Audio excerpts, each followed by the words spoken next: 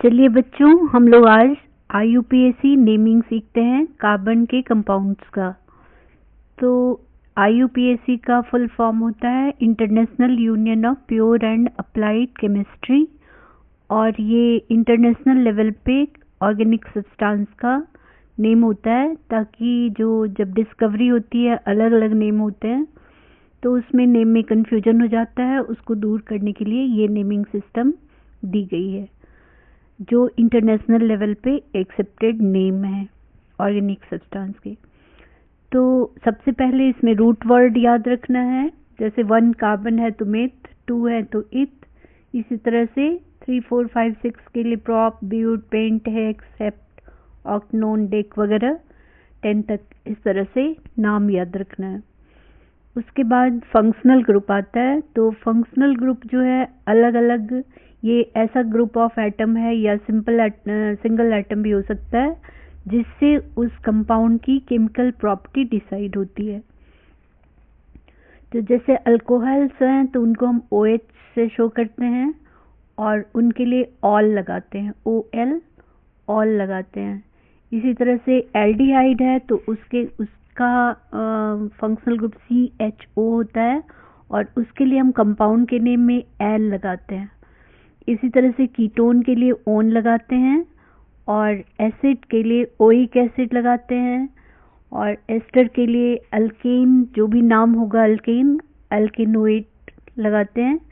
Amines के लिए amine ही लगाते हैं। क्लोरीन के लिए क्लोरो अल्केन, ब्रोमीन के लिए ब्रोमो अल्केन, आयोडीन के लिए आयोडो अल्केन, या जो भी है उसके साथ जुड़ा होगा अल्कीन, अल्काइन कुछ भी हो सकता है।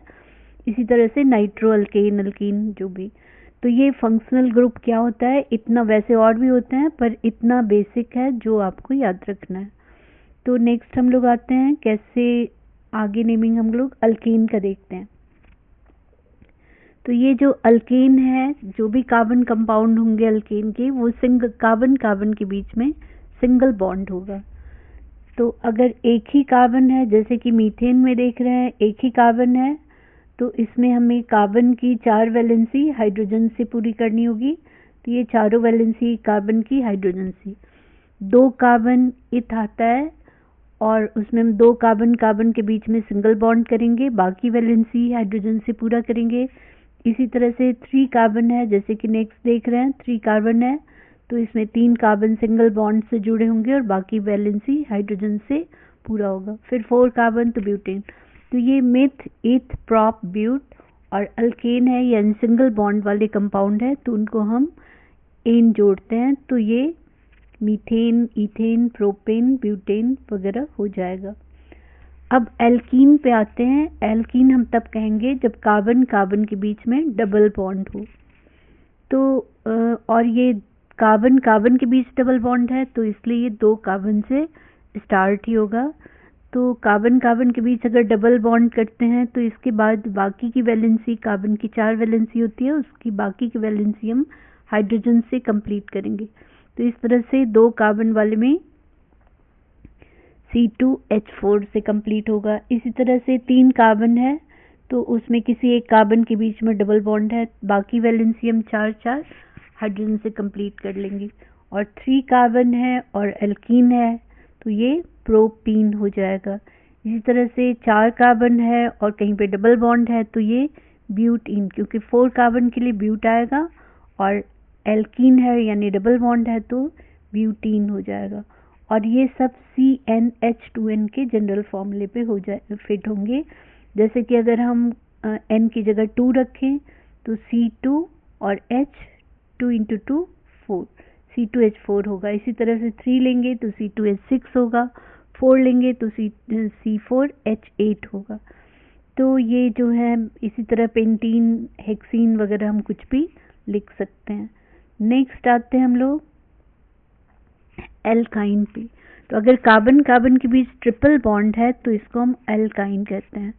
और ये भी कार्बन यानी 2 कार्बन के बीच का बॉन्ड है तो ये भी 2 से शुरू होगा और 2 कार्बन को हम इथ कहते हैं, इसलिए ट्रिपल बॉन्ड और 2 कार्बन वाला कंपाउंड इथाइन हो जाएगा। इसी तरह से अगर 3 कार्बन है और ट्रिपल बॉन्ड है तो ये प्रोपाइन हो जाएगा। 4 कार्बन है और ट्रिपल बॉन्ड है कहीं पे तो ये ब्यूटाइन हो जाएगा। तो हमें वैलेंसी का ध्यान रखना है कि इतने हाइड्रोजन ऐड करने हैं जितने में सबकी वैलेंसी 4 हो जाए। जैसे कार्बन कार्बन के बीच यहाँ पे ट्रिपल बॉन्ड हो गया, तो बाकी की वैलेंसी हाइड्रोजन से पूरा करेंगे। तो इधर वाले कार्बन में हम लोग इसको नेक्स्ट पेज में देखते हैं। जैसे हमें इथाइन लिखना है, तो ये तो कार्बन कार्बन के बीच वैलेंसी पहले देखें, कार्बन कार्बन के बीच ट्रिपल बॉन्ड लिखेंगे तो इथाइन हो गया। तो यहाँ पे कार्बन की 3 वैलेंसी, हमें 1 हाइड्रोजन और जोड़ने की जरूरत है। इधर भी कार्बन की 3 वैलेंसी पहले ही पूरी है, हमें 1 हाइड्रोजन जोड़ने की जरूरत है। तो ये इसी तरह से अगर हम 3 लिखते हैं तो किसी एक कार्बन में ट्रिपल बॉन्ड रहेगा, बाकी की वैलेंसी हम हाइड्रोजन से पूरा करेंगे। तो ये जो फर्स्ट कार्बन है इसमें 1 हाइड्रोजन ऐड करना पड़ा, सेकेंड कार्बन की वैलेंसी अपने आप ही कंप्लीट है, थर्ड कार्बन की वैलेंसी हाइड्रोजन से हम 3 हाइड्रोजन से कंप्लीट करेंगे। और ये सब जनरल फॉर्मूला CnH2n-2 से कंप्लीट होगा, यानी जितना कार्बन में एटम है, जितने कार्बन के हाइड्रोजन का उसका ट्वाइस से 2 कम है। तो इस तरह से प्रोपाइन ब्यूटाइन जो भी हम लोग लिखना चाहें इस जनरल फॉर्मूले पे और स्ट्रक्चर लिखेंगे तो वैलेंसी चेक करके हम लिख सकते हैं। नेक्स्ट हम लोग आते हैं एल्काइन के बाद हम लोग आते हैं हेलो अल्कीन। ये हेलो क्या है? हेलो हेलोजेंस को कहते हैं। हेलोजेंस मीन्स जो सॉल्ट बनाने वाले नॉन मेटल्स हैं वो हेलोजेंस होते हैं, जैसे कि क्लोरीन, ब्रोमीन, आयोडीन, ये सारे हेलोजेंस होते हैं। तो इसमें अगर किसी एल्कीन के साथ क्लोरीन जुड़ा है तो हम उसको क्लोरो एल्कीन कहते हैं। जैसे मीथेन के साथ क्लोरीन जुड़ा हुआ है, फर्स्ट फिगर में मीथेन के साथ क्लोरीन जुड़ा तो इसको हम क्लोरोमीथेन कहेंगे, यानी मीथेन का 1 हाइड्रोजन रिप्लेस हो गया क्लोरीन से तो ये क्लोरोमीथेन हो गया। इसी तरह से सेकंड वाले में ब्रोमीन से रिप्लेस्ड हो गया तो ये ब्रोमो इथेन हो गया। यहाँ 3 कार्बन वाला है और आयोडीन से रिप्लेस्ड हो गया तो ये आइडोप्रोपेन है। इस तरह से ये हेलोजन जुड़े होंगे तो हम हेलो एल्केन्स कहेंगे। नेक्स्ट हम लोग आते हैं अल्कोहल्स पे। तो ये अल्कोहल्स में पता है कि एल्कीन में OH जुड़ा होगा तो हम अल्कोहल्स कहते हैं।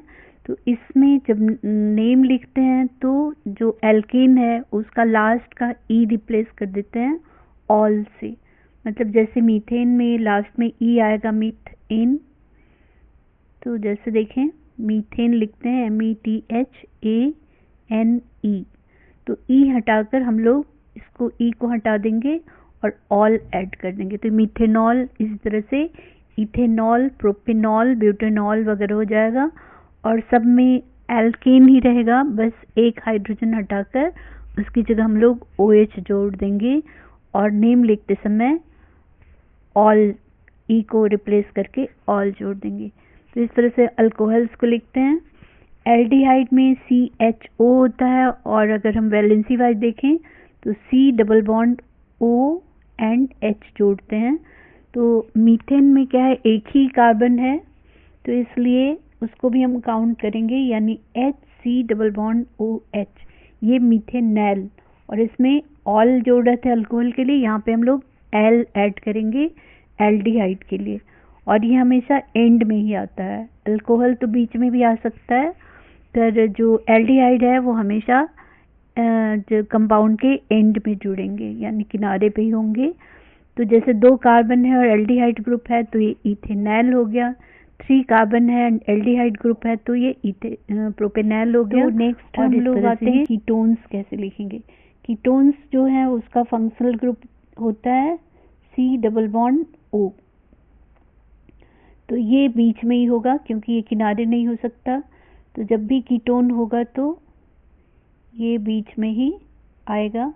तो जैसे यहाँ पे देख रहे हैं 3 कार्बन है और एक में C double bond O added है तो ये हो गया प्रोपेनोन, इसके लिए ओन जोड़ते हैं। इसी तरह से नेक्स्ट फिगर में 1 2 3 4 है तो ये ब्यूटेन है और इसमें एक में O जुड़ा हुआ है C के ऊपर तो ये हो गया ब्यूटेनोन। इसी तरह से पेंटेनोन, हेक्सेनोन वगैरह भी होंगे।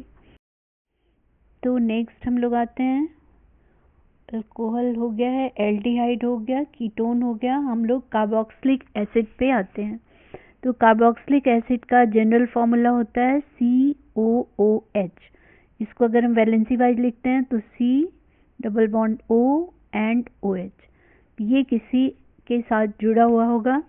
अगर एक ही हाइड्रोजन है, जैसे कि फर्स्ट केस में देख रहे हैं, तो ये मीथेनोइक एसिड, इसके लिए ओइक एसिड लगाते हैं। इसी तरह से सेकंड में इथेन 2 कार्बन वाला है और COOH ग्रुप है जुड़ा हुआ, तो ये इथेनोइक एसिड हो गया। 3 कार्बन एंड COOH है लास्ट में, और ये भी हमेशा लास्ट में होता है, किनारे पे होता है। तो ये प्रोपेनोइक एसिड एंड ब्यूटेनोइक, इस तरह से हम लिख सकते हैं। नेक्स्ट है एस्टर्स।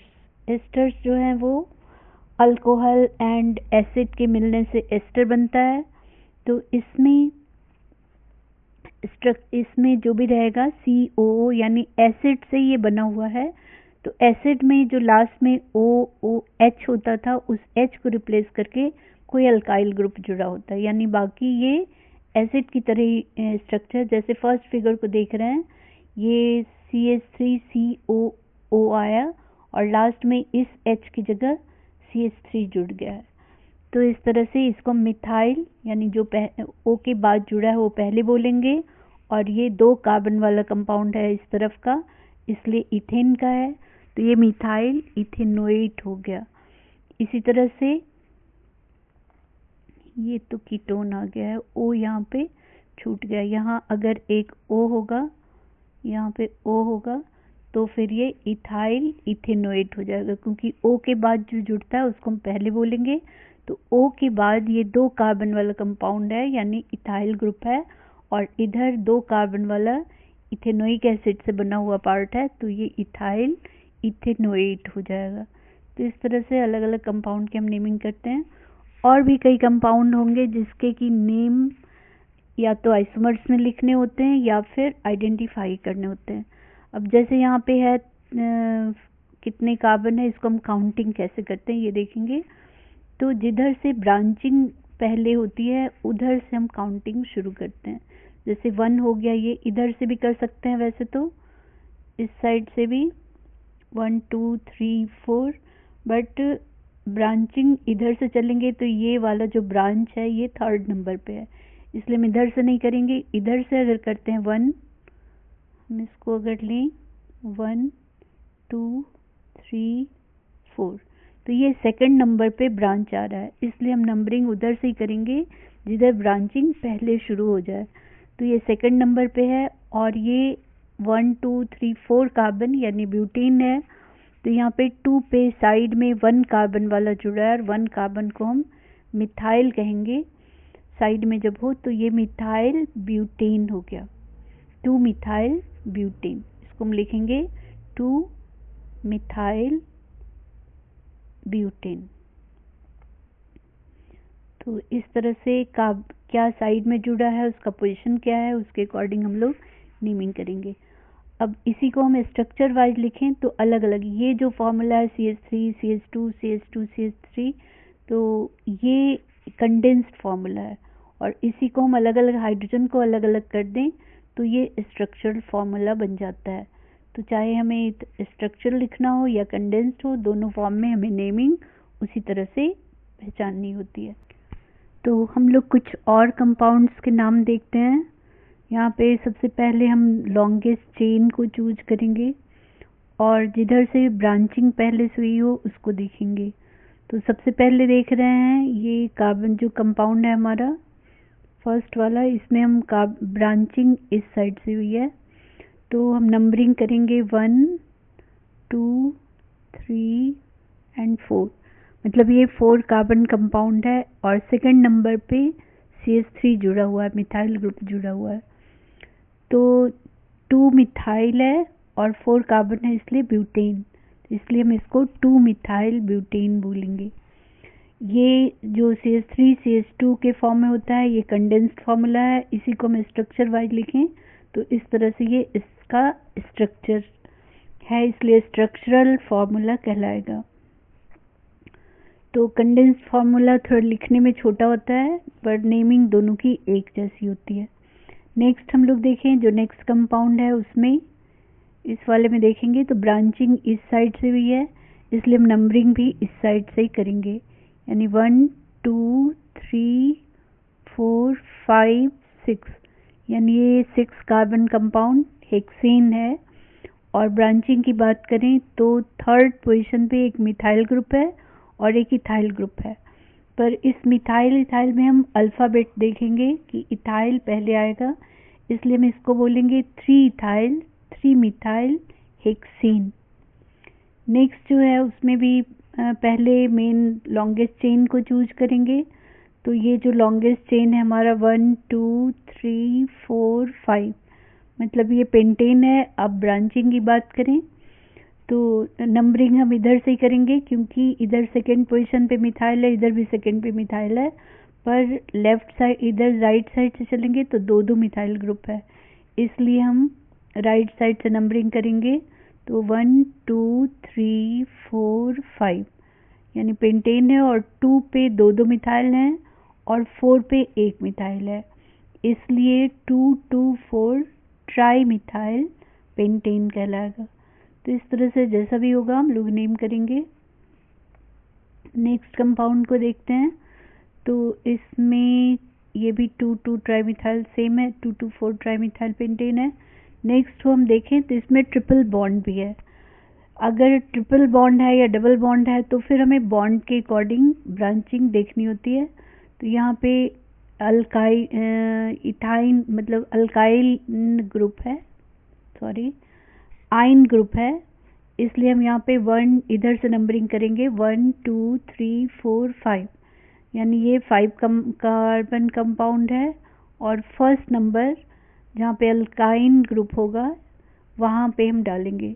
तो ये इस तरह से 1 2 3 4 एंड 5, यानी जिसमें 4 पे मिथाइल ग्रुप है, इसलिए 4 मिथाइल और 5 कार्बन वाला कंपाउंड है, तो पेंट एंड 1 पे ट्रिपल बॉन्ड है आइन, इसलिए ये 4 मिथाइल पेंट 1 आइन हो जाएगा।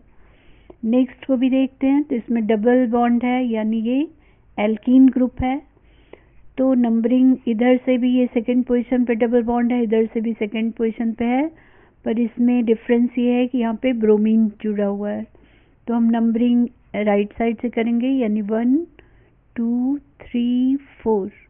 तो ये ब्यूटीन है, पर पहले ब्रांचिंग को देखें कि 1 ब्रोमो ब्यूट 2 पे डबल बॉन्ड है, इसलिए 1 ब्रोमो ब्यूट 2 इन बोलेंगे।